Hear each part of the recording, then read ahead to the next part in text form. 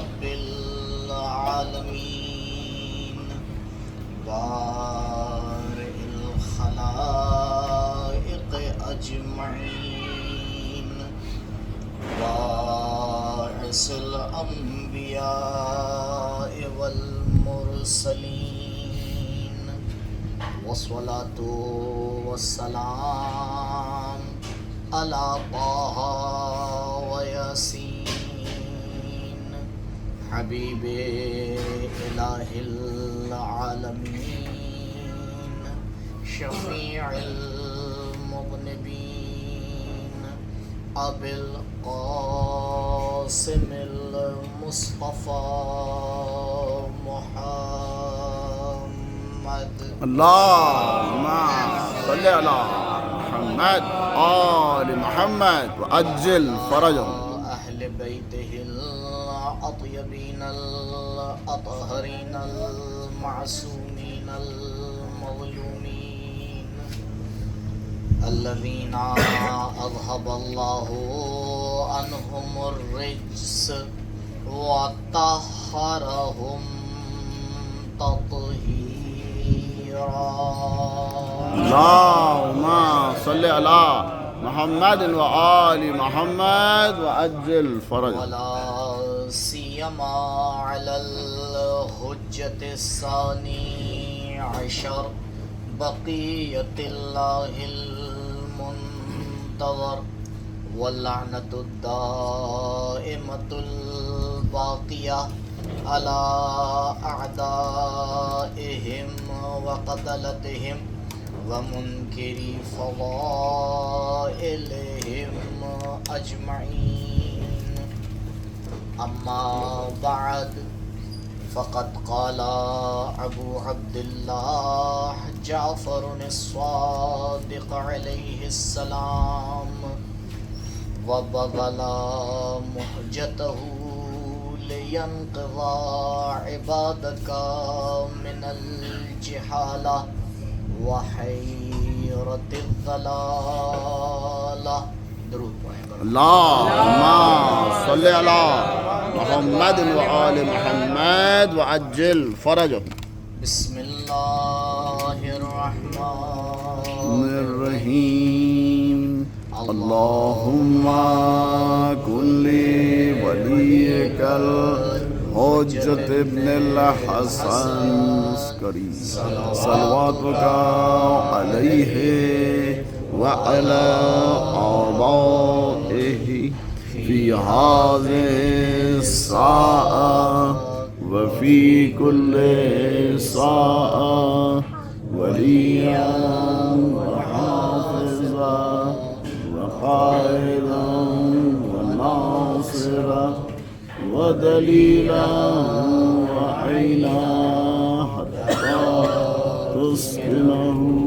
أرضك طوعا وتمتعه فيها طويلا اللهم صل على محمد وآل محمد وعجل فرجهم جس فقرے کی تلاوت کا شرف زیارت اربعین کا ایک فقرہ ہے جس میں حجت ناطق امام جعفر صادق علیہ محمد وآل محمد اپنے جد کے قیام کے بارے میں اور اس کی وجہ کے بارے میں ارشاد فرماتے ہیں زیارت میں سلام کے ساتھ ساتھ معارف بھی بیان کیے جاتے ہیں.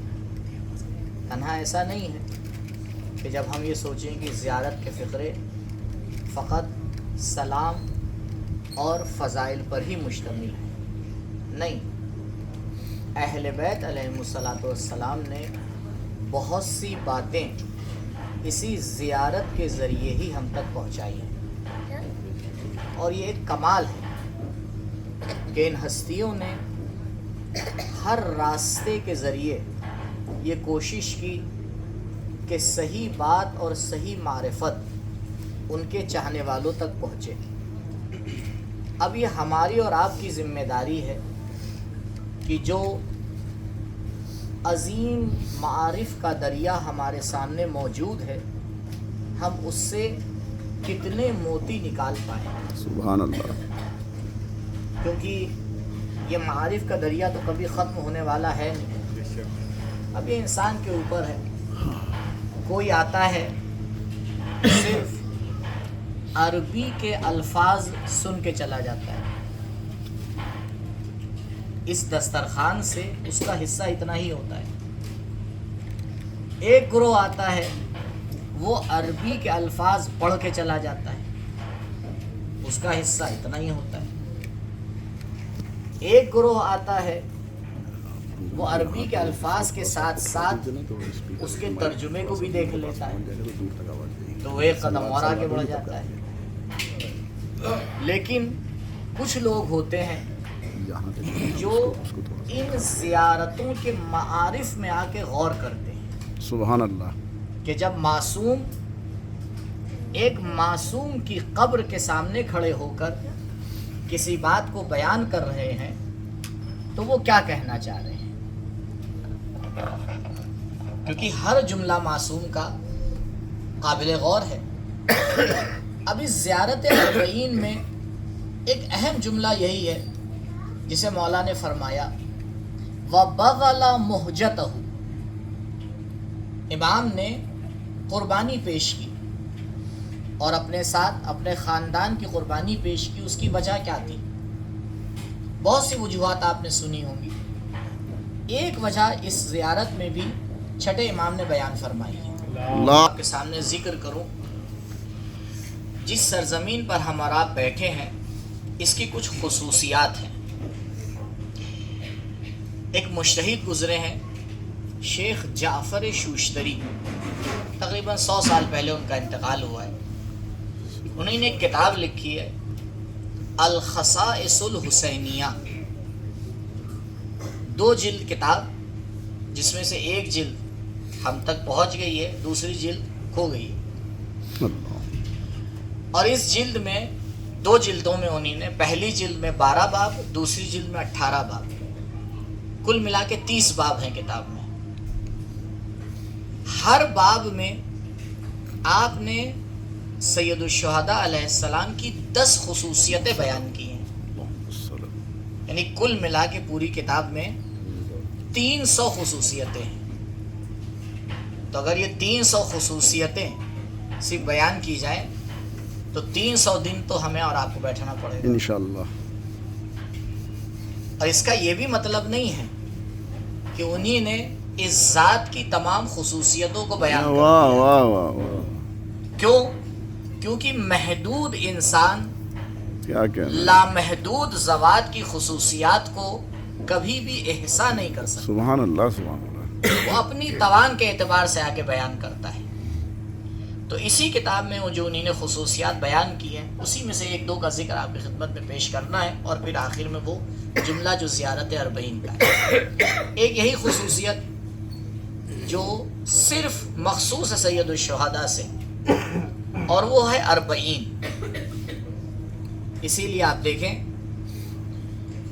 میں بارہا عرض کرتا ہوں کہ اگر علماء کسی رسم کو رائج کریں، شرط یہ ہے، عوام نہیں، عالم اگر کسی رسم کو رائج کرے سبحان اللہ. تو اس کے اوپر غور کرنا چاہیے. کیونکہ ہم لوگ اس میں بہت زیادہ کبھی کبھی افراط و تفریط کا شکار ہو جاتے ہیں. کبھی آنکھ بند کر کے ہر چیز کو مان لیتے ہیں اور کبھی آنکھ بند کر کے ہر چیز کا انکار کر دیتے ہیں.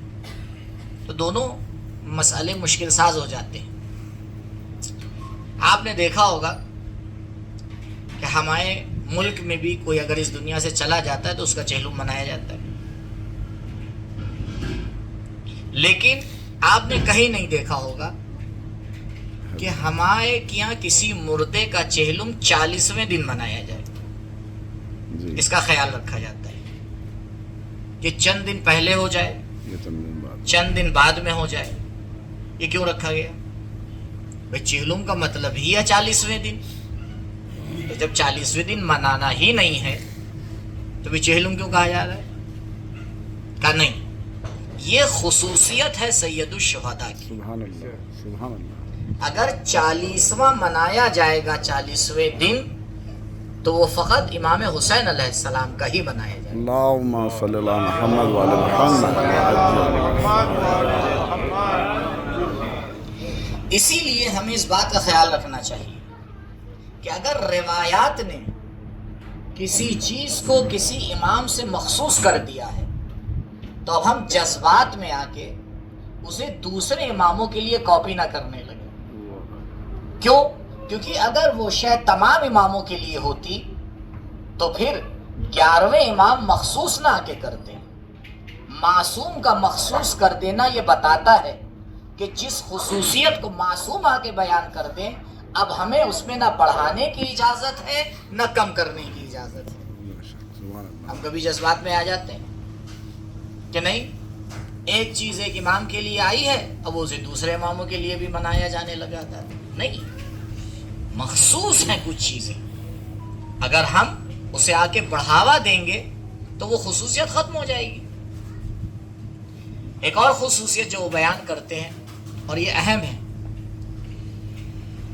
کہ پروردگار نے کسی خاک میں شفا کو نہیں رکھا سوائے تربت حسین میں. اور فقہا کا فتویٰ بھی ہے، شریعت میں خاک کو کھانا حرام قرار دیا گیا ہے. اگر کوئی انسان خاک کھائے تو شرعاً صحیح نہیں ہے، لیکن ایک ایسی خاک ہے کہ نہ صرف اس کا کھانا جائز ہے بلکہ پروردگار نے اس میں شفا کو رکھا ہے. کہا دیکھو اگر بیمار ہو تو اپنے آپ کو حسین کی تربت سے مس کر دینا، یہ تربت تمہیں شفا دے گی. دنیا والے یہ سمجھتے ہیں کہ یہ تربت فقط جسم کو شفا دیتی ہے، نہیں، یہ جسم سے زیادہ روح کو شفا دیتی ہے. اس لیے روایت کہتی ہے کہ وہ سجدگاہ جو خاک پاک سے بنی ہے اگر انسان اس پر سجدہ کرتا ہے تو یہ سجدہ 7 زمین کے طبقوں کے ساتھ ساتھ عرش تک کو آ کے روشن کر دیتا ہے، کیونکہ یہ سجدہ تربت حسین پر ہو رہا ہے. یہ اس خاک پر ہو رہا ہے جہاں حسین نے ایسا سجدہ کیا ہے جو کائنات میں کسی نے نہیں کیا ہے. تو جب عزادار حسین کی تربت پہ آ کے سجدہ کرتا ہے تو عرش بھی روشن ہوتا ہے، زمین بھی روشن ہو جاتی ہے. درود پڑھیں صلی اللہ محمد وعلی محمد وعجل فرجہم.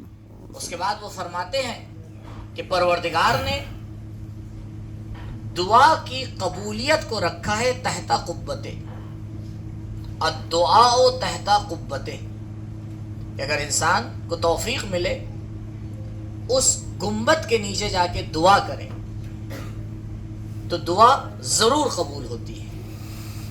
البتہ پروردگار جب دعا کو قبول کرتا ہے ہم اس کا معنی کیا سمجھتے ہیں؟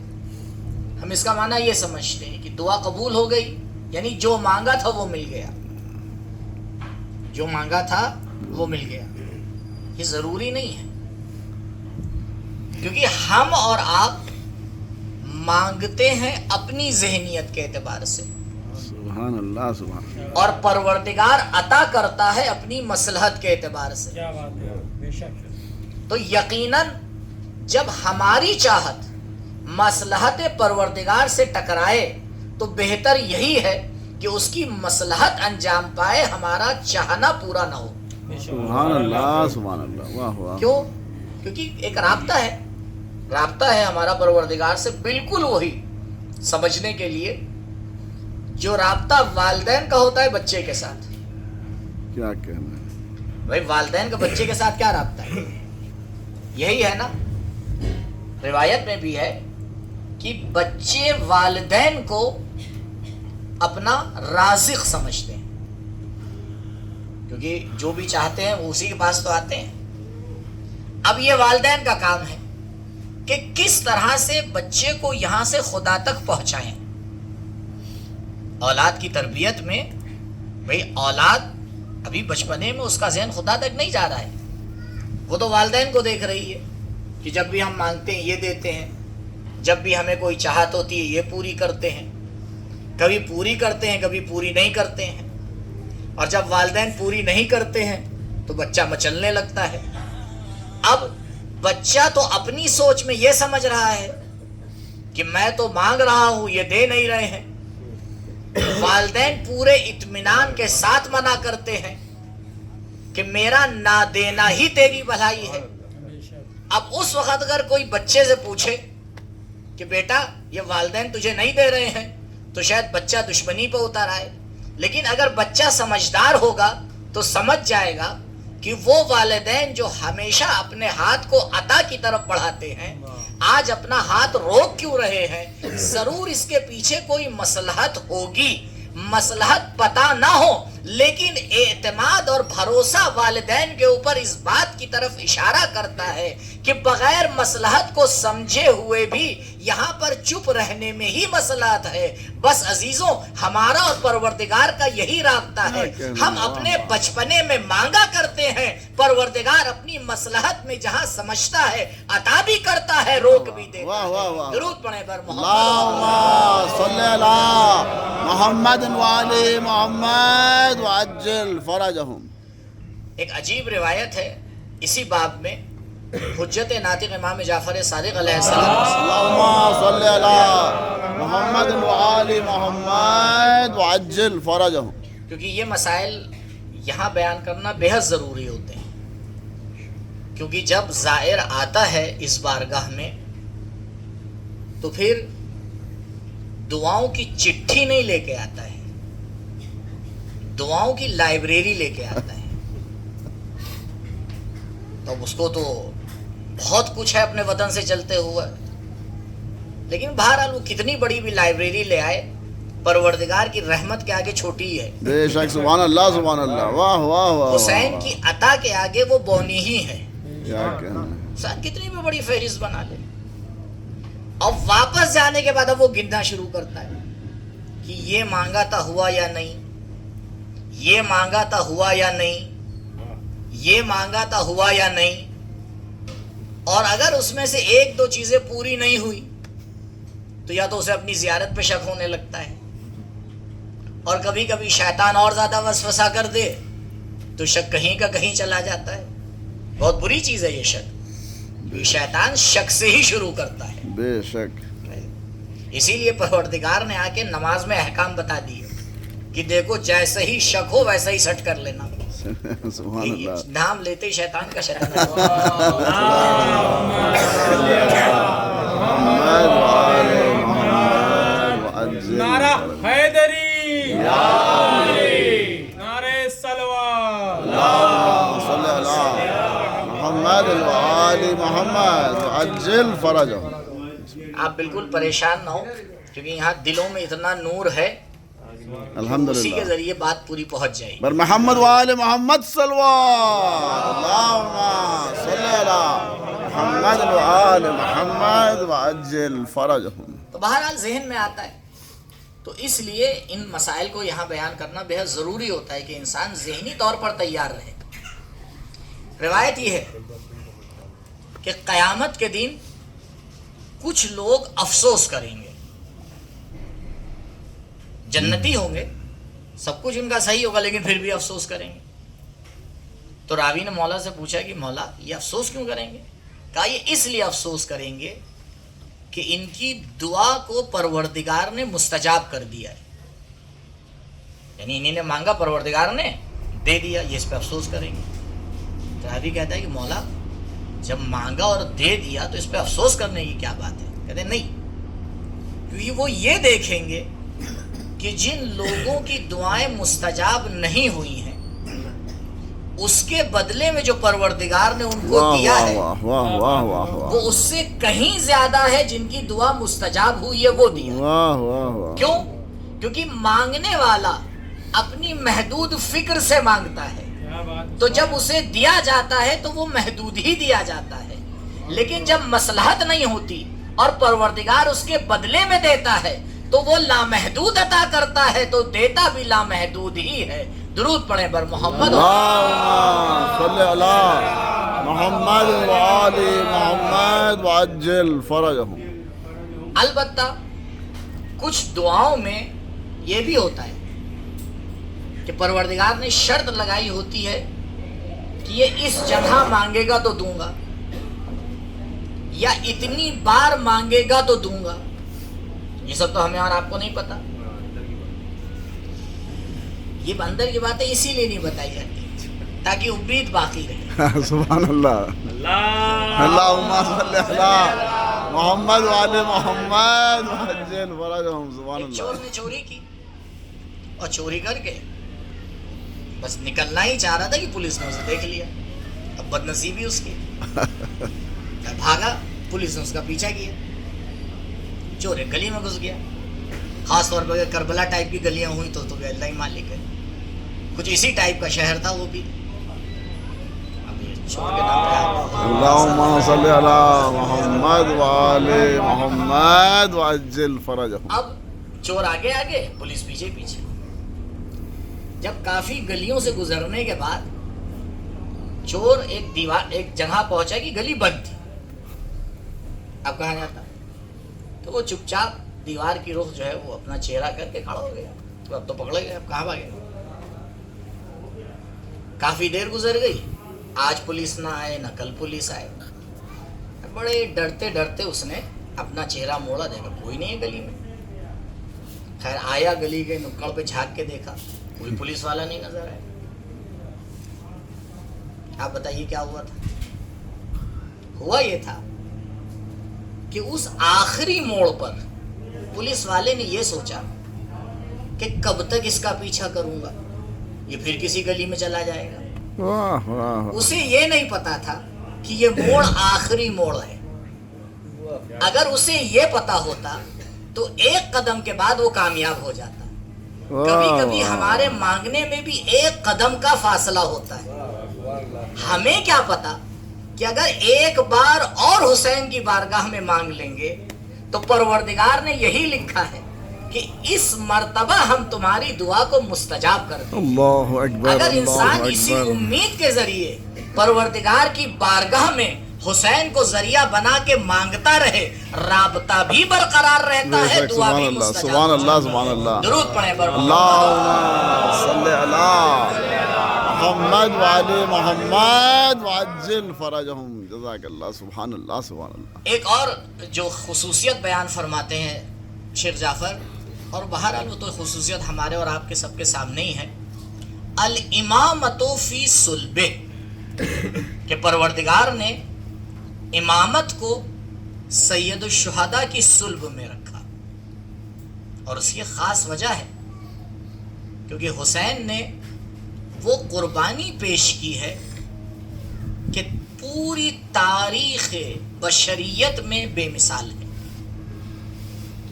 اور ایک خصوصیت، اور اس کے بعد ربط مصائب اور اس جملے کی وضاحت، وہ فرماتے ہیں کہ جو مقام زائر حسین کا ہے وہ کسی زائر کا نہیں بیان کیا گیا ہے. صبح بھی میں نے اشارہ کیا تھا اس بات کی طرف، کل بھی اشارہ کیا تھا کہ تفصیل سے ہے جو ثواب ہے زائر کا. اس میں سے دو روایتیں اس وقت آپ کی خدمت میں پیش کرتا ہوں. ایک روایت یہ ہے، دیکھیے جنت میں جانا کمال نہیں ہے. آپ بتائیے پاگل لوگ کہاں جائیں گے؟ پاگل لوگ جہنم میں جائیں گے؟ جہنم میں تو نہیں جائیں گے. تو کیا آپشن بچے گا؟ جنتی میں تو جائیں گے. بالغ ہونے سے پہلے جو بچے مرے وہ کہاں جائیں گے؟ سبحان اللہ. تو جنت میں تو پاگل اور بچے بھی چلے جائیں گے. تو یہ کمال کون سا ہے؟ جنت میں جانا کمال تھوڑی ہے. کمال یہ ہے کہ جنت کے کس درجے میں جاتا ہے. اگر انسان جنت میں چلا جائے لیکن اس کو جوار معصومین نہ ملے، ہم سے اور آپ سے کہا جائے کہ ہاں ہم آپ کو جنت میں بھیج رہے ہیں، لیکن اس جنت میں آپ کو کسی معصوم کی زیارت نہیں ہوگی، تو انسان پوری زندگی آ کے زیارت اسی امید سے کرے. جو شعر ہے جناب حارث حمدانی کا. جناب حارث حمدانی فرماتے ہیں کہ اے کاش میں ہر دن 1000 بار مروں. اس کی وجہ بیان کرتے کیوں؟ تاکہ 1000 بار مولا کی زیارت نصیب ہو. تو انسان کی تمنا یہ، اب اس کی یہ تمنا پوری نہ ہو تو جنت میں جانا کمال نہیں ہے. جنت میں کس درجے پہ جا رہا ہے یہ کمال ہے. درجہ وہ ہو کہ جہاں صبح مولا کائنات کی زیارت ہو، شام میں حسین کی زیارت ہو، کبھی امام حسن کی زیارت ہو، تبھی تو کمال ہے.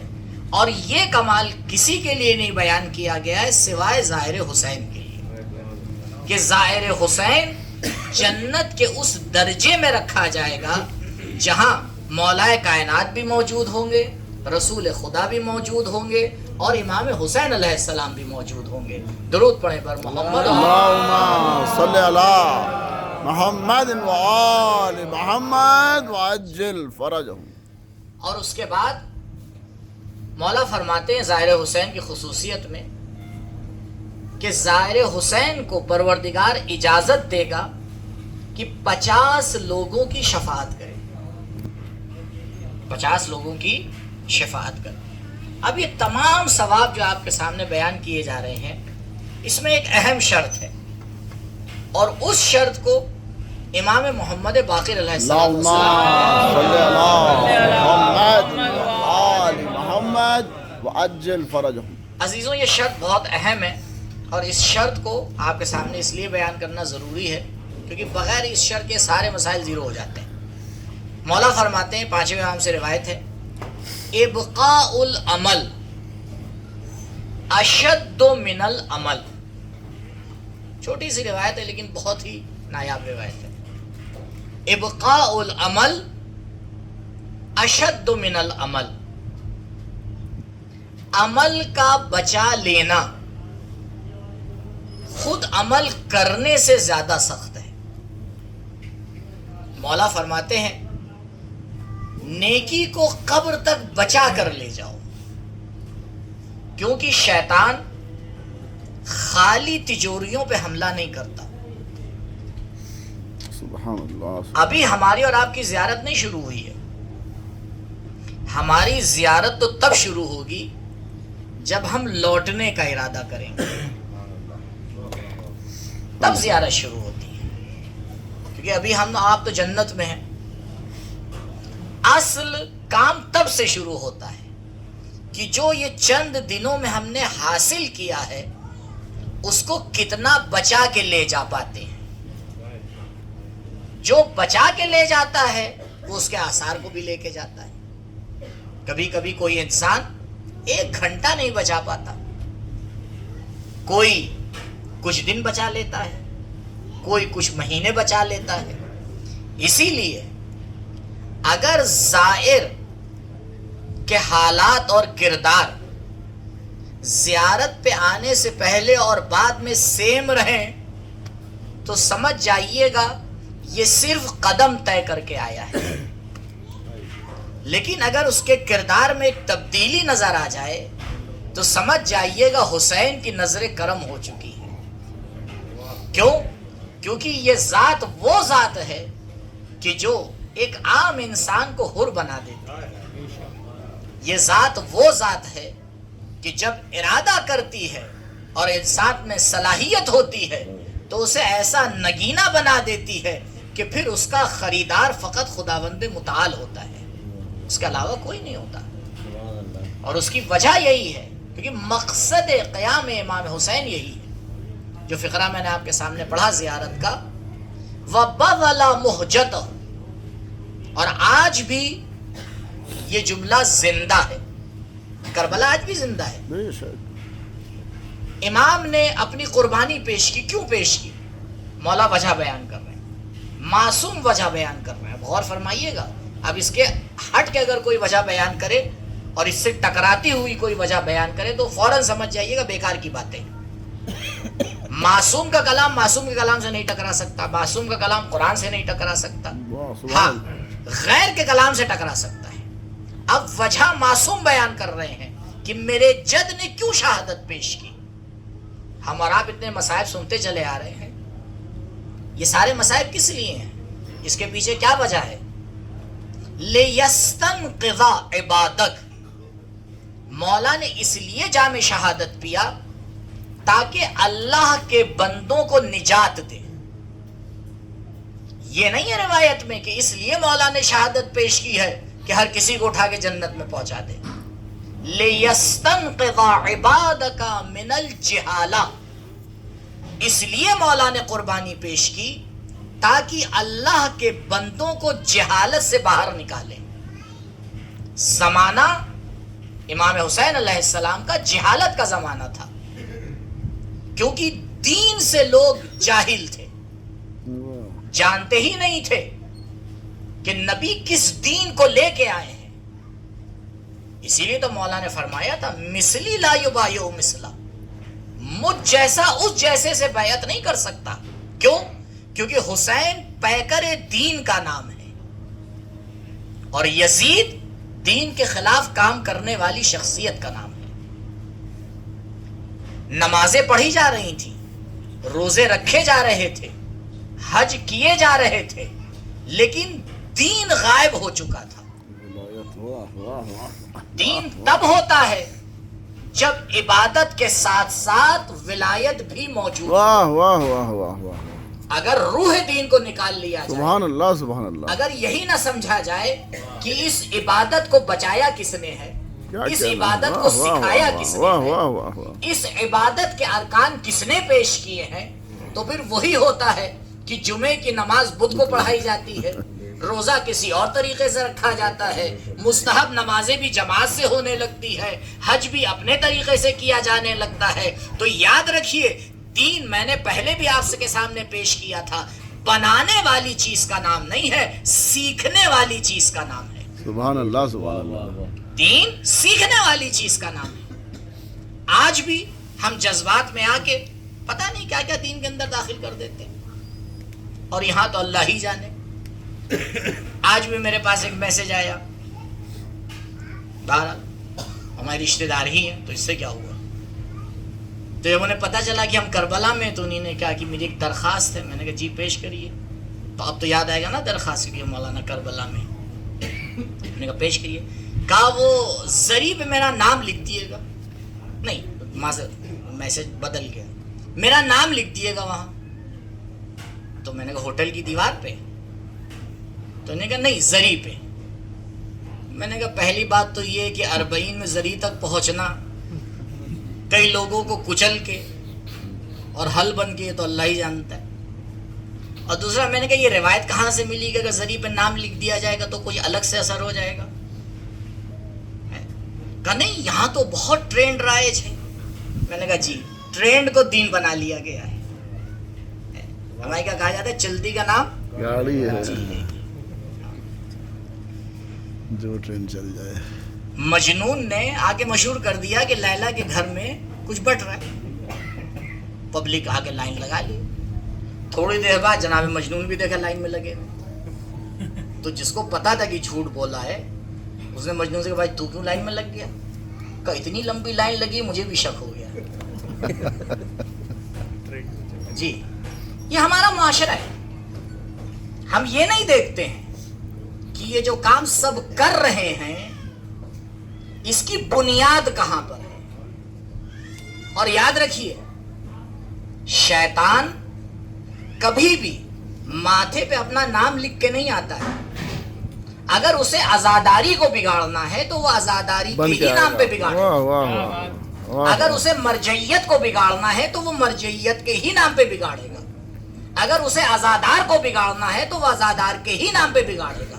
یہ ہمارے اندر کربلا آنے کے بعد اتنی بصیرت آ جانا چاہیے کہ ہر سیاہ لباس کو عزادار نہ سمجھیں، ہر عزاداری کو عزاداری نہ سمجھیں، ہر امامے کو مجتہد نہ سمجھیں، ہر اللہ کہنے والے کو توحید نہ سمجھیں. کیونکہ علی کے مقابلے میں بھی جو لڑنے آئے تھے ان کی زبانوں پہ قرآن ہوا کرتا تھا، ماتھے پہ نشان ہوا کرتے تھے. درود پڑھے پر محمد وعلی محمد وعجل فرج. سبحان اللہ سبحان اللہ.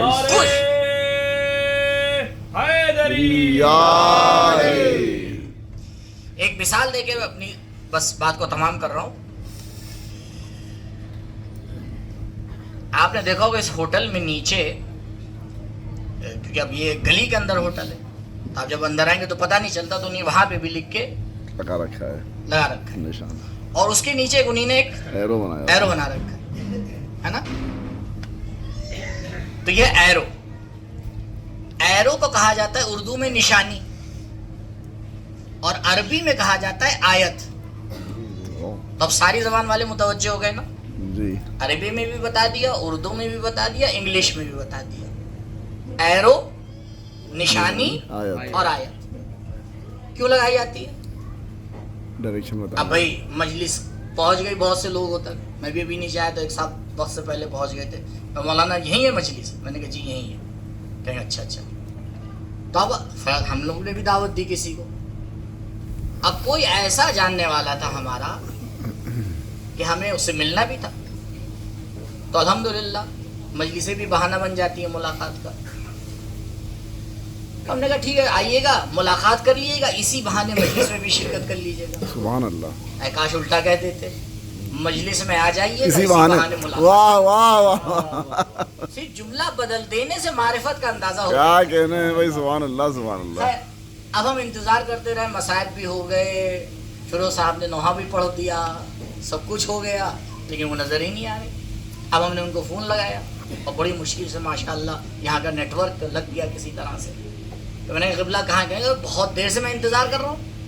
میں نے کہا ہم بھی بہت دیر سے چھٹے طبقے پہ آپ کا انتظار کر رہے ہیں. کہ بھائی میں آ چکا ہوں. میں نے کہا آپ آ رہے، ہمیں تو نہیں دکھائی دے رہے. کہا نہیں میں آ گیا، میں وہیں جہاں پہ وہ ایرو لگا ہے وہیں کھڑا ہوں، وہیں کھڑا ہوں.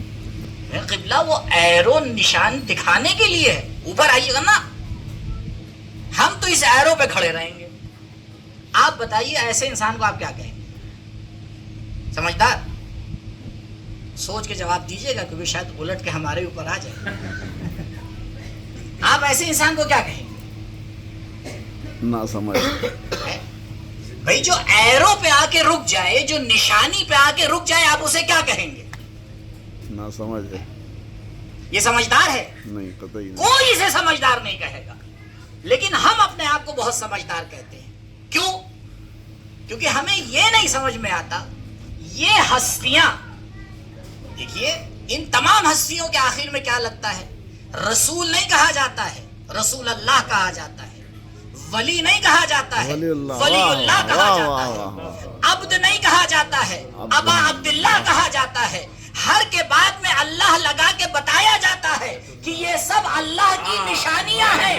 اگر نشانی پر رک گئے تو ناسمجھ ہو، اگر نشانیوں کا ہاتھ پکڑ کر اللہ تک پہنچ گئے تب سمجھ. سبحان اللہ سبحان اللہ. واہ واہ واہ. اللہم صلی علی محمد وآل محمد وعجل فرجہم. سبحان اللہ سبحان اسی لیے اللہ. کہا گیا کہ زائر حسین کی زیارت نہیں کرتا ہے. کمن زار اللہ فی عرشہ، زائر حسین وہ ہوتا ہے جو عرش پر اللہ کی زیارت کرتا ہے، کیونکہ حسین اسے خدا سے آ کے ملا دیتے ہیں. یہ کائنات خلق ہی اسی لیے کی گئی ہے کہ اہل بیت کا ہاتھ تھام کر ہمیں اللہ تک پہنچنا ہے. جو ان ہستیوں پہ رک جاتا ہے وہ ناکامیاب ہوتا ہے، جو خدا تک پہنچ جاتا ہے وہ کامیاب ہوتا ہے. سبحان درود اللہ. پڑھیں بر محمد. اللہم صلی علی محمد وآل محمد وعجل فرجہم. لِيَسْتَنْقِذَ عِبَادَكَ مِنَ الْجِحَالَةِ. مولا یہی سمجھانے آئے تھے کہ تاکہ بندوں کو جہالت سے باہر نکالے. وَمِنْ حَيْرَةِ الضَّلَالَةِ، اور جو گمراہی میں آ کے پھنس گئے تھے. آپ سوچئے کیسی گمراہی تھی اس زمانے میں. عاشور کے دن عصر کے وقت صحیح روایت موجود ہے کہ کوفے میں بزرگ لوگ پہاڑ پہ جا کے رو رو کے دعا کر رہے تھے. کیا دعا کر رہے تھے؟ کہ پروردگار حسین کو یزید کے لشکر سے بچا لے. آپ جانتے عاشور کے بعد 5 سال میں 27,000 لوگ قتل ہوئے ہیں. صرف 5 سال کی مدت میں 27,000. اور یہ 27,000 ایسے ہی نہیں کھڑے ہوئے تھے، یہ سب کے سب 27,000 کھڑے ہوئے تھے کہ ہمیں امام حسین کے خون کا بدلہ لینا ہے۔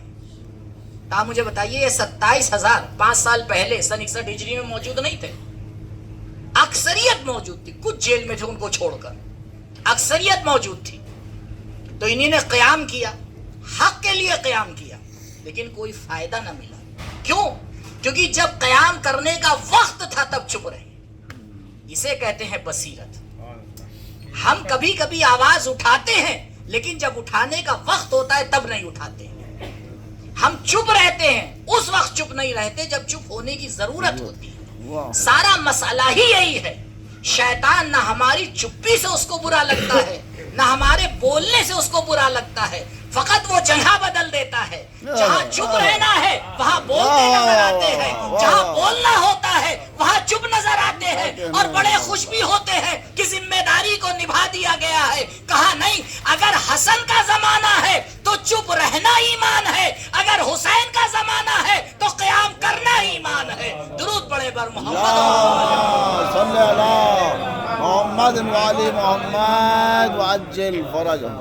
اور یہ مسائل تب تک حل نہیں ہو سکتے جب تک کہ ہمارے معاشرے میں وہ سمجھدار لیڈرشپ نہ ہو جو آ کے بتائے کب چپ رہنا ہے اور کب بولنا ہے، اور وہ سمجھدار قوم نہ ہو جو سمجھ جائے، کیونکہ ہر بات واضح الفاظ میں نہیں کہی جاتی ہے، اشارہ سمجھنا چاہیے۔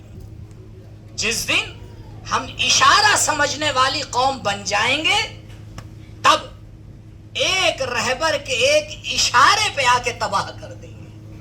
اشارے ہی تو کیے گئے ہیں، یہ اشارے سمجھا دیتے ہیں، لیکن ہر کوئی نہیں سمجھ پاتا ہے۔ سمجھدار سمجھتے ہیں کہ اشارہ کیا ہوتا ہے، اور کبھی کبھی ایک اشارہ انسان کی زندگی کو بدل دیتا ہے۔ مولا نے ایک اشارہ کیا تھا، سکلت امو کا یاہر، یہ دعا تھی امام حسین علیہ السلام کی، اشارہ تھا۔ امام حسین دنیا کو دکھانا چاہ رہے تھے، نہیں تو محال ہے معصوم کی زبان پر نازیبا الفاظ آ جائیں۔ نہیں، حسین نے جان بوجھ کر یہ لفظ استعمال کیا تھا تاکہ دیکھیں حر کے دل میں اہل بیت کا احترام کتنا ہے، سبحان اللہ۔ اور حر کے لیے یہ اشارہ کافی تھا، اور اسی اشارے نے نام کے حر کو کام کا حر بنا دیا، سبحان اللہ۔ اور ایسا حر بنایا کہ آج دنیا تمنا کرتی ہے کہ اے کاش جب کربلا آئیں تو حر بن کے واپس جائیں۔ سبحان اللہ۔ ہاں عزاداروں، 40 کا دن گزر گیا۔ آپ تصور کریں کہ کسی سن میں رات کے اندھیرے میں یہاں کچھ بیویاں رو رہی تھیں،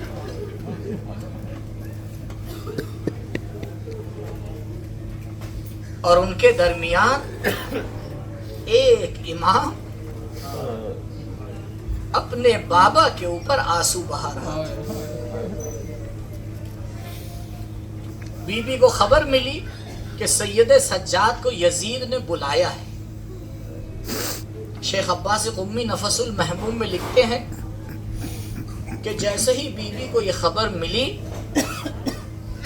جا کے اس گھر کے دروازے پہ کھڑی ہو گئیں جہاں اہل بیت موجود تھے۔ اس گھر کے بارے میں مولا فرماتے ہیں کہ وہ گھر ایسا تھا کہ جس میں چھت نہیں تھی، نہ ہم دن میں محفوظ رہتے تھے نہ رات میں محفوظ رہتے تھے۔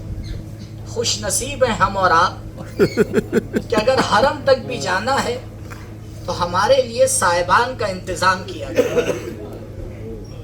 صاحب حسین کا اتنا احترام اور حسین کی اولاد کا کوئی احترام نہیں۔ بیوی پریشان ہو گئی کہ کیوں بلایا گیا ہے۔ تھوڑی دیر بعد مولا تشریف لاتے ہیں، پھوپھی اماں، یزید نے ہمیں رہا کر دیا ہے۔ بیٹا کیا ارادہ ہے؟ بولی اماں فیصلہ آپ کے ہاتھ میں ہے، بتائیے شام میں رکنا ہے یا مدینے واپس چلنا ہے؟ روایت کہتی ہے بی بی جناب زینب سلام اللہ علیہا نے ایک جملہ کہا، بیٹا سید سجاد یزید سے کہو عزاداری کا کچھ انتظام کروا دے، ابھی تک زینب حسین پر رو نہیں پائی ہے۔ ہاں عزادارو، زینب کیسے حسین پر روتی؟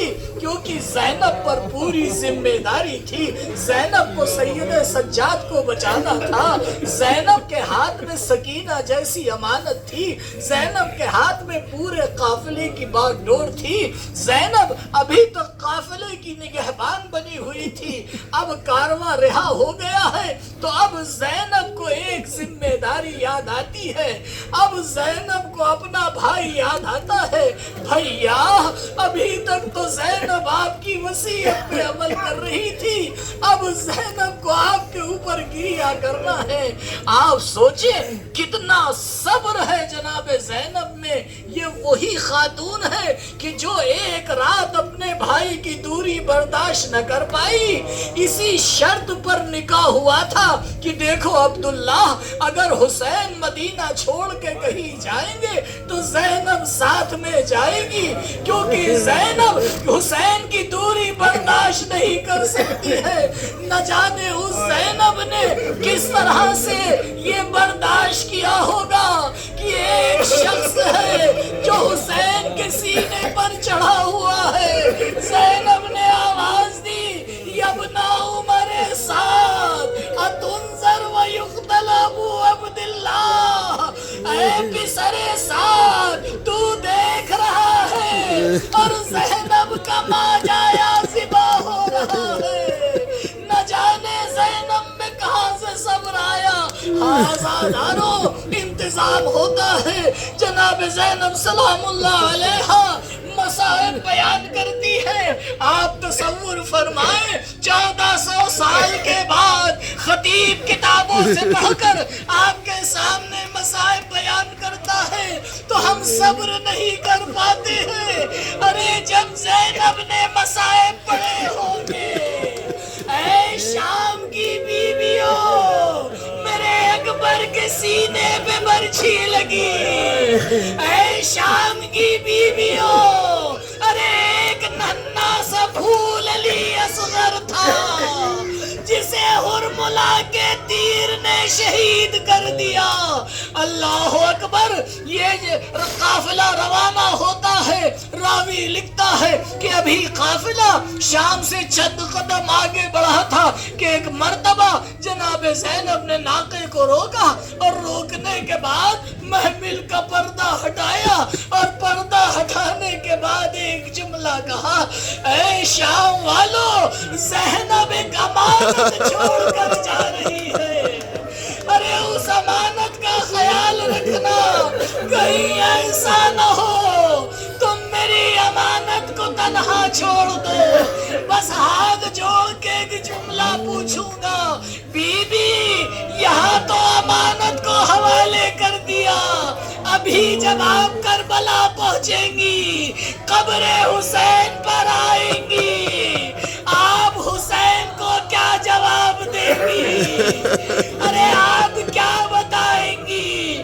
بھیا جب آپ رخصت ہو رہے تھے آپ نے ایک امانت زینب کے حوالے کی تھی، آج جب زینب واپس آئی ہے وہ امانت شام میں چھوڑ کر آئی ہے۔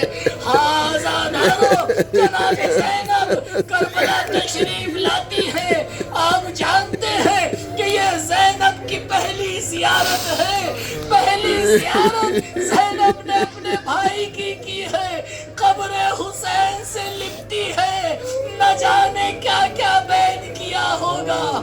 ہاں شاید یہ جملہ بھی کہا ہو، بھیا مصائب آپ کی شہادت پہ ختم نہیں ہوئے، آپ کی شہادت کے بعد مصائب کا ایک نیا رخ شروع ہو گیا، سید سجاد کا بستر کھینچا گیا، سکینہ کے تماچے مارے گئے، چھینی گئی. زینب نے جب مسائے پڑے ہوں گے خبر عباس کو لرزایا ہوگا. بی بی اگر عباس زندہ ہوتا تو یہ کوئی بھی مصیبت آپ کو برداشت نہ کرنا.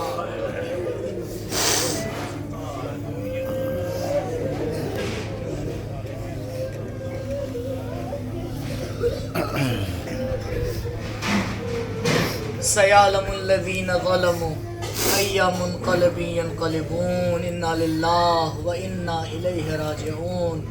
رضا بقضائہ و تسلیما لامرہ لا معبود سواک یا غیاث المستغیثین.